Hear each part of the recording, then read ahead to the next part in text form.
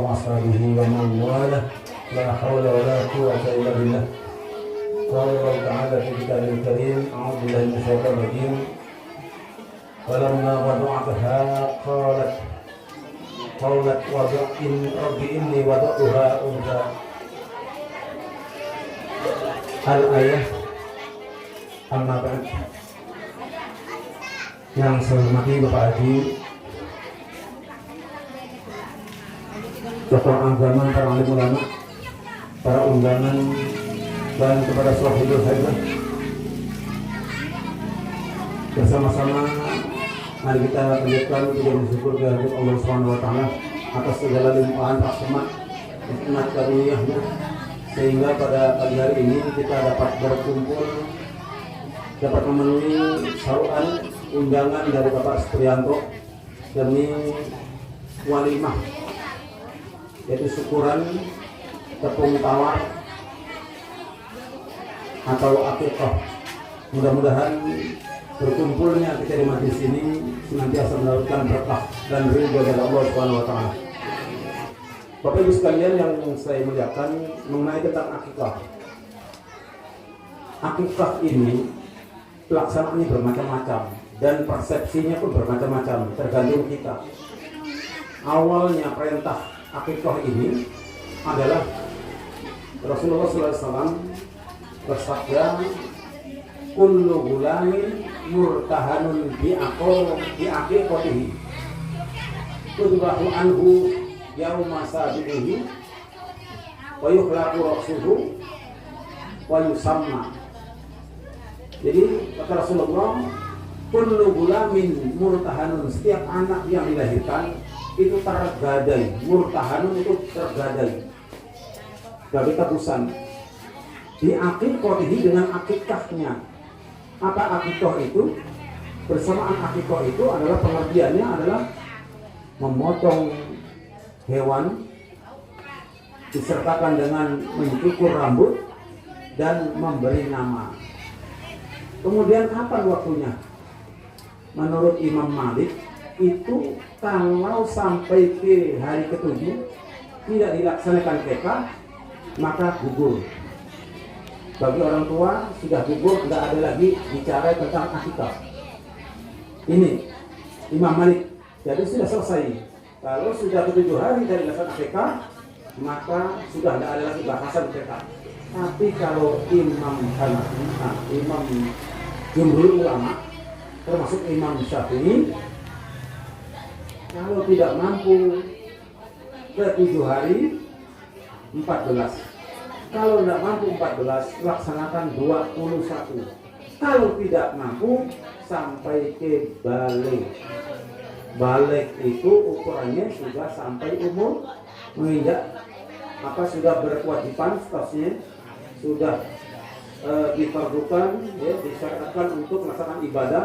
Yang tadinya sebelum balik adalah orang tua yang menanggung resikonya, dosanya. Tapi kalau sudah balik, kalau kira-kira perempuan, wanita itu adalah umur 9 tahun sudah. Yang penting sudah haid. Yang laki-laki sudah pernah mimpi.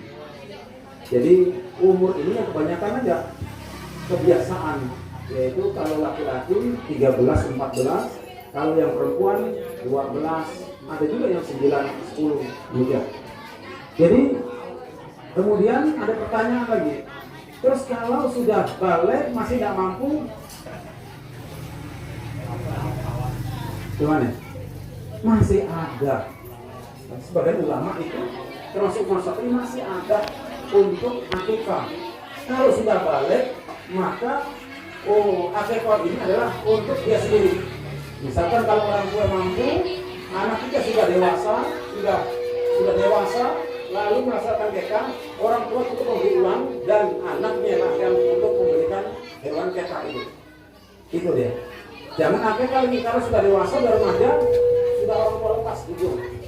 Maka kalau mau akikah untuk dirinya, maka dirinya untuk, walaupun harganya duit uangnya dari orang tua, berikan ke anak, anaklah yang untuk mengikahkan dirinya. Jadi tidak ada lagi tambahan orang tua. Maka dari itu Bapak sekalian, akikah ini banyak bermacam persepsi. kan begitu, supaya tidak ada keraguan-keraguan. Kemudian bedakan antara keka dengan kurban. Ada orang mengatakan kalau belum keka nggak boleh kurban, itu tidak nyambung.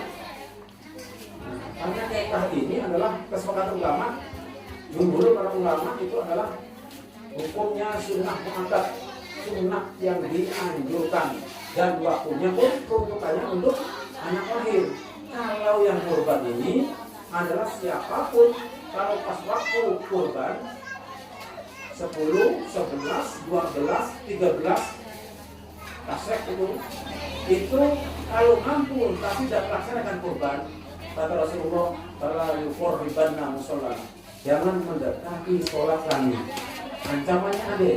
Kalau mampu tidak melaksanakan kurban, ancamannya ada. Kata Rasulullah, jangan mendekati sholatku. Artinya bukan termasuk umatku.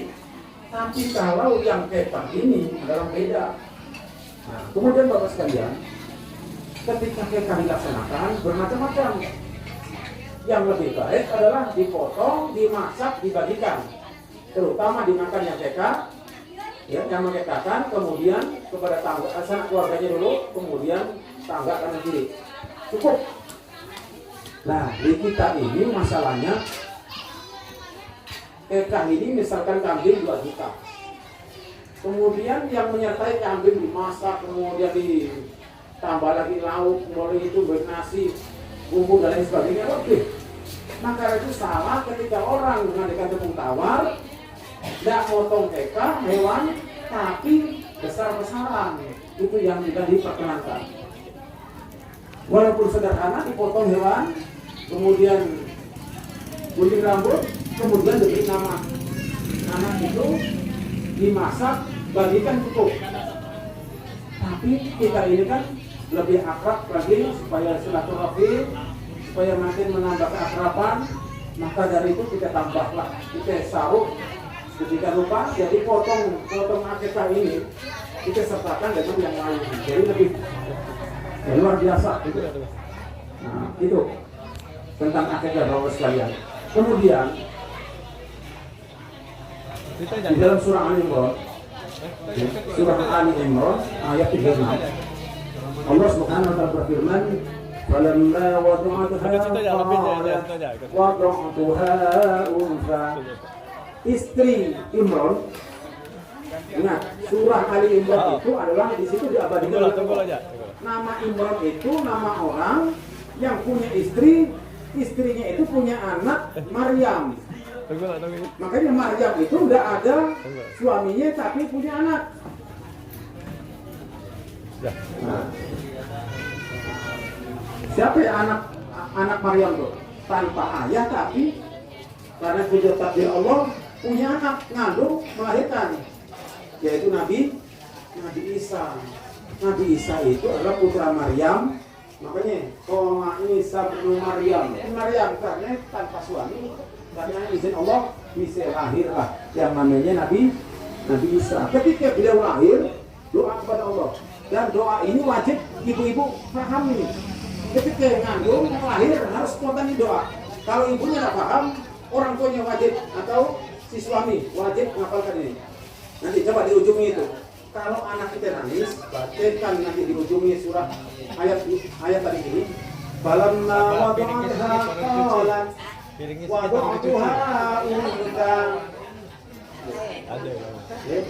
Ketika kata Allah, ketika istri Imran itu melahirkan, dia ngomong, Rabbi inni wada'tuha unsa. Ya Allah, sesungguhnya aku ini melahirkan anak perempuan. Anak perempuan. Kemudian di situ adalah lanjutan ayat, anak perempuan. Kemudian ya Allah, sesungguhnya anak laki-laki ini walaisa dzakaru kal unsa, anak laki-laki beda dengan anak perempuan. Maka dari itu siapa yang punya anak laki, tetanya beda dengan anak perempuan. Kenapa itu laki-laki dua ekor, yang perempuan 1? Pasti siapa pun yang punya anak laki lebih suka daripada yang perempuan. Pertama, kalau orang tua itu kenapa kok kekahnya laki 2 ekor, perempuan 1. Karena kegembiraan biasanya orang itu punya anak laki lebih suka daripada anak perempuan. Maka dari itu resikonya adalah motong 2 ekor kambing kalau anak laki-laki. Kalau yang perempuan cukup 1 ekor. Nah kemudian karena nanti kami doanya tadi kan walaisat dzakaru unsa ya Allah. Kata si Maryam ini, bukan si Maryam, kata ibu si Maryam ini, ya Allah, aku punya anak perempuan ini karena lebih sulit nanti mengajari ini daripada yang laki, makanya mohon kepada Allah. Kemudian maka dari itu siapapun yang biasa potong rambut nanti tiupkan di gunungannya itu. Qala Rabbi inni u'iduha bika wa dzurriyyataha minasyaitonir rajim. Anak kita nangis masih bayi, bacakan itu. Tiupkan di bun-bunannya. Bismillahi a'udzu bika, ya, bismillahi u'iduha, ya. Bismillahi u'iduha bika wa dzurriyyataha minasyaitonir rajim. Ini yang penting itu. Makanya ketika potong rambut baca ini. Bismillahi u'iduha bika wa dzurriyyataha minasyaitonir rajim. Karena anak ini selalu ada makhluk halus yang mendampingi. Ada jin korin. Jin korin inilah tergantung kita mengolahnya itu. Hati-hati nanti bisa berkawan dengan jin-jin yang lain itu. Maka bisa jadi masalah. Maka dari itu cepat-cepat minta perlindungan kepada Allah untuk anak ini. Ya, saya ulangi lagi. Bismillahi u'iduha bika wa dzurriyyataha minasyaitonir rajim. Yang artinya, ya Allah, dengan nyebut namamu sesungguhnya aku mohon perlindungan untuknya dan kepada seluruh dzurriyyatnya, keturunannya dari gangguan setan ini yang terkutuk. Nah, bacakan itu. Ya tolong dihafalkan itu. Itu khusus kepada ibu-ibu juga. Harus tahu baca ini, jangan nangis malah dinyanyikan dangdut. Ya. Lalu marah-marah, anaknya nangis marah-marah, yang anaknya itu diganggu oleh makhluk ini. Spontan bacakan dulu. Bismillahi u'iduha bika wa dzurriyyataha minasyaitonir. Pendek bu, tolong dengarkan ini supaya nanti nggak larinya ke lain gitu. Karena anak kita yang masih bayi itu nangis, yang nangisnya itu nggak wajar, pasti ada gangguan ini. Makanya si ibu Maryam ini, coba dalam Al-Quran diabadikan itu. Bismillahi u'iduha bika wa dzurriyyataha minasyaitonir. Kalau ingin hafal lagi nanti datang. Yang panjang ada juga. Nanti silakan Pak. Jadi untuk bapak-bapak yang biasa potong rambut, silakan ikuti hafalkan ini. Bismillahi u'iduha bika wa dzurriyyataha minasyaitonir. Yang terakhir, Bapak Ibu sekalian yang dikatakan Allah SWT, anak ini amanah. Anak ini amanah dari Allah Subhanahu wa taala. Namanya amanah pasti baik. Anak ini suci, dititipkan kepada kita. Makanya ada rambu-rambu di Al-Qur'an. Coba rambu-rambunya apa? Kullu mauludin, dengan hadis Rasulullah, kullu mauludin yuladu 'alal fitrah fa abawahu yuhawidanihi aw majisanihi aw nasiranihi. Setiap anak dilahirkan dalam keadaan yang suci, bersih tanpa noda, tanpa dosa. Orang tuanya lah yang membawa anak itu Majusi, Nasrani, atau Nasrani, Majusi, Yahudi. Nah, supaya anak kita tidak jadi itu, tidak jadi Yahudi, Nasrani. Maka dari itu ada trik-trik dari Rasulullah SAW. Kullu haqqul waladi ala walidihi ayyuhsina ismuhu wa yuhsina mawadi'ahu wa yuhsina adabahu. 3. Kewajiban orang tua kepada anak ada 3. Kalau orang tua betul-betul ini 3 ini diterapkan kepada anaknya, insya Allah anak tidak akan durhaka gitu. Yang pertama Pak, kewajiban orang anak kepada orang tua adalah anak lahir itu beri nama yang baik. Jangan nama barat, jangan nama yang tidak jelas. Nama baik itu nama yang apa ya, yang mengandung doa, nama yang kira-kira nama tidak apa, karena nama itu doa kata Rasulullah, nama itu doa. Maka dari itu harus istiqoroh. Kalau ada pilihan buat kita pilihan harus istiqoroh. Kemudian yang terakhir adalah tolong pendidikan Bapak Ibu sekalian. Maka dari itu wajib orang tua mengenalkan Allah, kalimat tauhid, kemudian disuruh ngaji dulu, kenalkan siapa Allah nom sebelum dia masuk sekolah. Jadi kitab ini, Pak Ibu, tadi menurut Imam Malik kalau 7 hari sudah tidak dilaksanakan TK, nggak ada cerita TK, sudah nggak ada bahasan lagi. Tapi jangan mengusik kepada yang mengikuti madhab Syafi'i. Syafi'i itu bisa ke-7, ke-14, 21, bahkan sampai ke balik. Ya.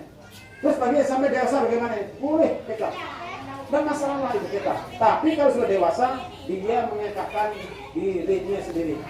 Saya tanya sekarang, ada pertanyaan, Rasulullah itu siapa yang mengekakkan? Karena sebelum beliau lahir itu belum ada syariat ini.